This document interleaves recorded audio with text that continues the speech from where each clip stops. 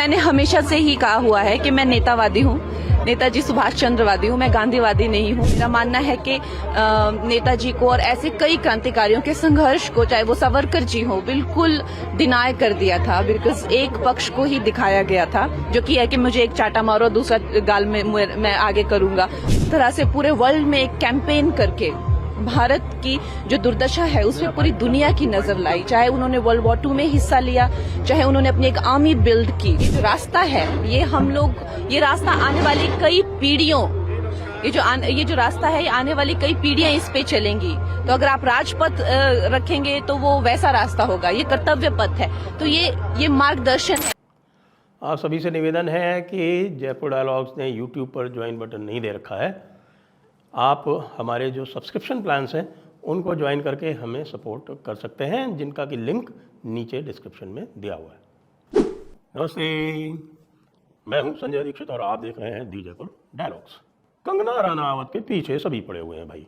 पहले तो आपको ध्यान है कि सुप्रिया श्रीनेत ने बड़ी गंदी सी बात कह दी थी, मंडी और रेट की बात कही थी, याद है आपको? और उसके बाद कहा कि नहीं मेरा तो अकाउंट हैक हो गया था और इसलिए वो किसी और ने कर दिया। वो बिल्कुल याद है ना आपको, सुरेश रैना और सुरेश रैना का भतीजा। तो मामा भतीजे के चक्कर में जो है वो पता नहीं क्या लिख दिया गया उनके ट्विटर अकाउंट पे और उसको लेकर हंगामा हुआ, तो उन्होंने तुरंत बहाना बना दिया। तो इसी तरह सुप्रिया श्रीनेत ने बहाना बना दिया, लेकिन लोग उनको छोड़ नहीं रहे हैं, क्योंकि सुप्रिया श्रीनेत तो रोज़ कुछ ना कुछ गालीबाजी करती ही हैं। कहते ही उनको गाली वाली मैडम है। तो उनको टिकट भी नहीं मिला महाराजगंज से, पिछली बार 6% लाई थी। तो कंगना को लेके इतना परेशान क्यों हैं भाई लोग, ये हमारी भी समझ में नहीं आ रहा है। पहली बात तो कंगना के आते ही प्रतिभा सिंह जी ने कह दिया कि वो चुनाव नहीं लड़ेंगी। वैसे भी प्रतिभा सिंह जो है हिमाचल प्रदेश से, वो चुनाव नहीं लड़ेंगी, ये तो निश्चित ही था। चुनाव अगर वो लड़ती भी तो जिस प्रकार का विक्रमादित्य सिंह का रोल रहा है हिमाचल प्रदेश की सरकार के गिराने में, अभी गिरी नहीं है, गिर जाएगी। और अभिषेक मनु सिंघवी को राज्यसभा की सीट हरवाने में, उसको देखते हुए ये तो अत्यंत संदेहास्पद था कि उनको टिकट मिलता, उन्होंने पहले ही ना कर दी। तो अब वो सीट जो है वो कंगना की तो पक्की हो गई। अब कंगना को लेके एक और शगुफा और तमाशा शुरू हो गया कि कंगना ने क्या कहा। कंगना ने कहा कि भाई भारत के पहले प्रधानमंत्री नेताजी सुभाष चंद्र बोस थे। अब ये सुनते ही हमारा जो पूरा जो लहरूवादी तबका है उसकी तो पूंछ में लग गई आग। और उसकी पूंछ में आग ऐसी लगी कि उन्होंने जो है वो सभी का मजाक उड़ाना शुरू कर दिया कि ये देखो ये कहाँ से आ गए साहब, ये तो व्हाट्सएप यूनिवर्सिटी वाले हैं। यहाँ तक कि एक सुभाषिनी अली है, नाम उनका सुना होगा आपने उनकी, मैं आपको पूरा लेखा जोखा सुना देता हूँ। उनकी माता जो थी वो लक्ष्मी सहगल जी थी। लक्ष्मी सहगल जो हैं वो आज़ाद हिंद फौज की कमांडर थी। उनकी जो रानी लक्ष्मीबाई ब्रिगेड थी, रानी लक्ष्मीबाई ब्रिगेड थी, रानी झांसी ब्रिगेड थी, उसकी कमांडर हुआ करती थी और बड़ी प्रसिद्ध थी। तो उनकी पुत्री लेकिन फंस गई एक अली के साथ में। वो अली भी ऐसा साहब कि वो अली की दूसरी बीवी बन गई, मुजफ्फर अली की। मुजफ्फर अली की दूसरी बीवी बनने में उनको कोई समस्या नहीं हुई। बाद में मुजफ्फर अली ने तीसरी बीवी भी रख ली। अभी एग्जैक्ट पोजीशन मुझे नहीं पता है कि भाई तीनों बीवियाँ एक साथ रहती हैं कि एक साथ में रहती है कि दो अलग अलग रहती हैं। वो तो भाई दीनदार ठहरे, उनको तो 4 का हक है। अभी तो एक और भी कर सकते हैं, कोई ख़ास बात नहीं है। तो सुभाषिनी अली जी जो थी वो कम्युनिस्ट हैं, मुजफ्फर अली भी कम्युनिस्ट थे। एज कम्युनिस्ट सुभाषिनी अली ने कानपुर की जो एक फ्लरिशिंग कॉटन टेक्सटाइल इंडस्ट्री हुआ करती थी उसकी ऐसी तैसी करी थी। तो अब इस कम्युनिस्ट से आप बहुत अधिक आप उम्मीद कर नहीं सकते। सुभाषिनी अली, आपको यदि याद ना हो तो याद दिला दूं कि ये जब नेताजी के जो कमीशन इत्यादि हुए थे तो उसमें जाके इन्होंने झूठ भी बोला था और अपनी माता के नाम से झूठ बोला था। माता जी तो तब रही नहीं थी, जो मेरे ख्याल से जो लास्ट वाला जो कमीशन था उसकी बात हो रही है। तो इसलिए सुभाषिनी अली क्या कहती है, सुभाषिनी अली तो पूरी तरह से लहरूवादी हैं, कम्युनिस्ट हैं। तो कम्युनिस्ट जो है वो पहले तो कम्युनिस्ट होता है, लेकिन बाद में सेकेंडरी जब वो मॉडरेट हो जाता है तो वो लहरूवादी हो जाता है। तो लहरूवादी सुभाषिनी अली जो है वो, अरे ये क्या है, ये तो provisional government of Azad Hind फौज थी, इसमें मेरी मदर जो थी वो भी उसकी हिस्सा थी, ये गवर्नमेंट ऑफ इंडिया कैसे हो गई। अब इस मूर्खे को ये नहीं पता कि आज की जो सरकार है वो भी अपने को भारत सरकार कहती है।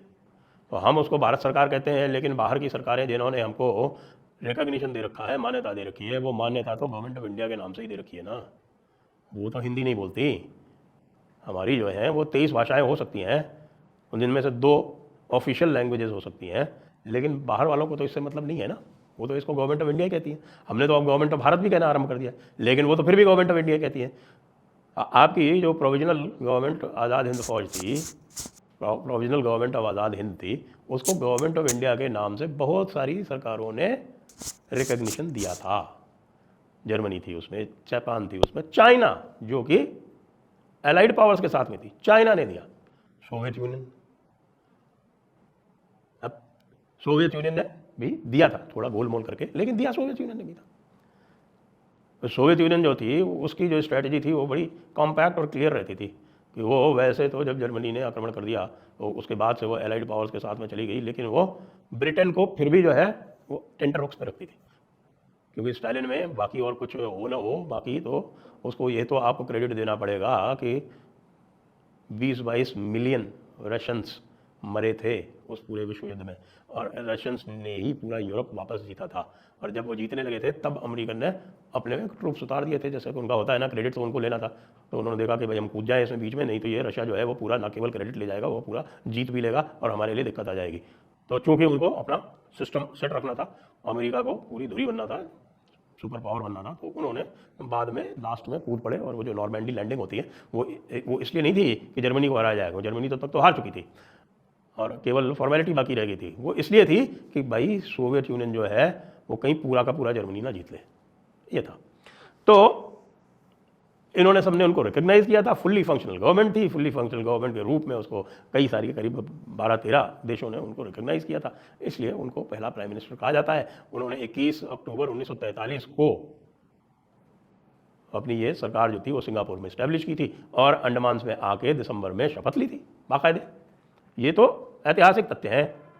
अब बात कर ले नेहरू जी की। जो लोग कहते हैं कि साहब नेहरू जी पहले प्रधानमंत्री थे, तो भैया हम नेहरू जी के लिए सबसे पहले बता दें कि ये जो जिसको कहते हैं ना कि साहब की स्वतंत्रता हो गई 15 अगस्त 1947 को, तो बता दें कि 15 अगस्त 1947 को जो स्वतंत्रता हुई थी, उस दिन जब शपथ ली थी माउंटबेटन ने, सबसे पहले गवर्नर जनरल की शपथ ली थी। और गवर्नर जनरल की शपथ जो थी उन्होंने हिज मैजेस्टी द किंग के नाम से ली थी।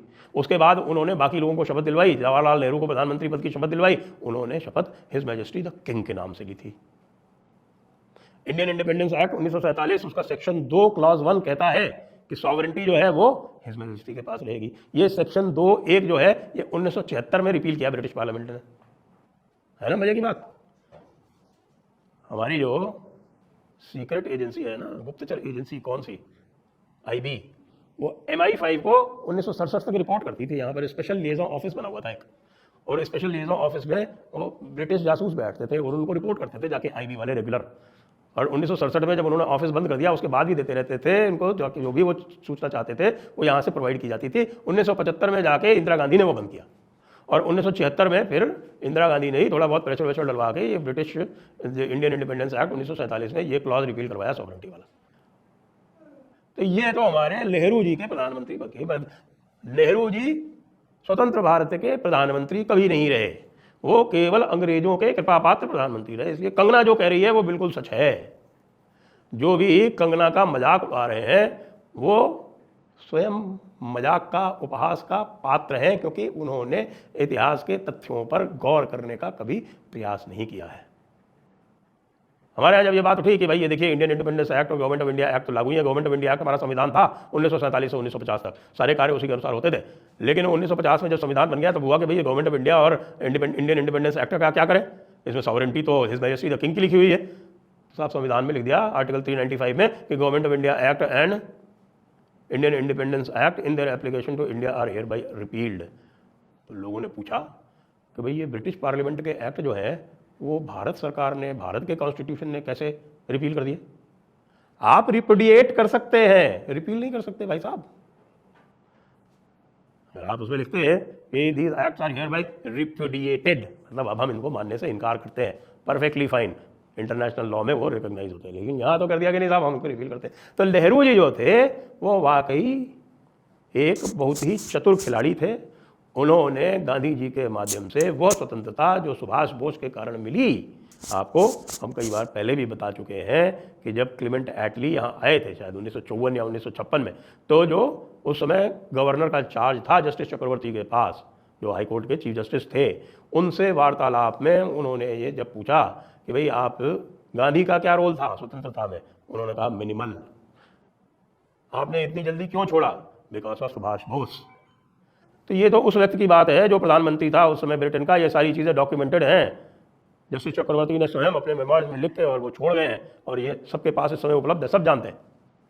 लेकिन हमारे जो नेहरूवादी हैं उनकी तो खैर बात ही अलग है। और तो और हमारे एमिनेंट ब्यूरोक्रेट्स जो हैं वो भी वही बातें करते रहते हैं। अब उनके क्या कहें हम? Ignorance is bliss. When ignorance is bliss तो फिर तो क्या दिक्कत है। जय हिंद, जय भारत, वंदे मातरम।